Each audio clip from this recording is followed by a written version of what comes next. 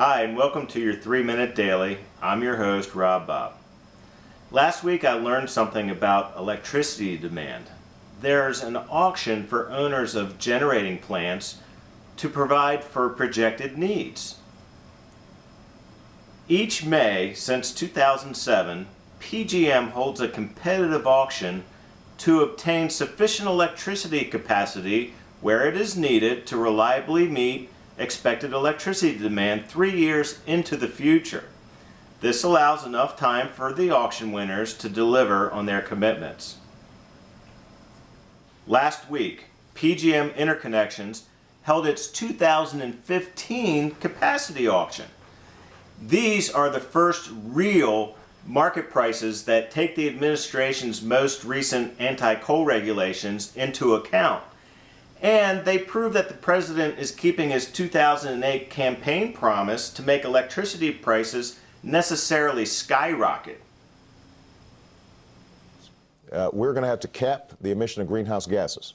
That means the power plants are going to have to adjust how they generate power. They will pass on those costs to consumers. We will have to guard against low-income and fixed-income individuals having to pay more for electricity, but a lot of us who can afford it are going to have to pay more per unit of electricity.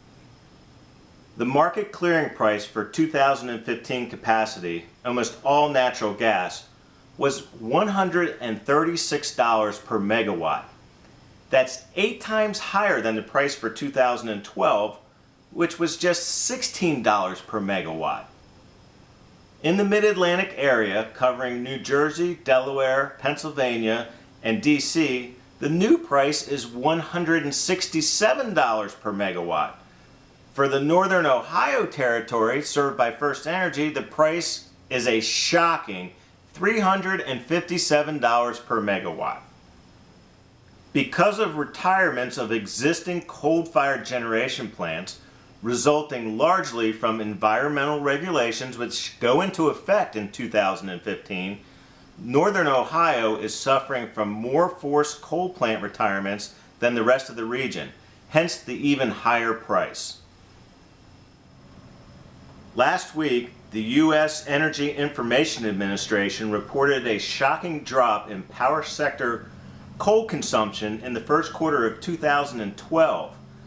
Coal-fired power plants are now generating just 36% of U.S. electricity, and that's versus 44% just 1 year ago.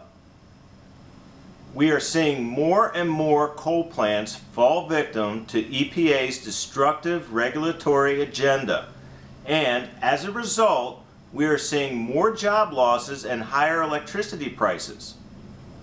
The only thing that can stop this massive price hike now is an all-out effort to end the government's war on coal and repeal this destructive regulatory agenda.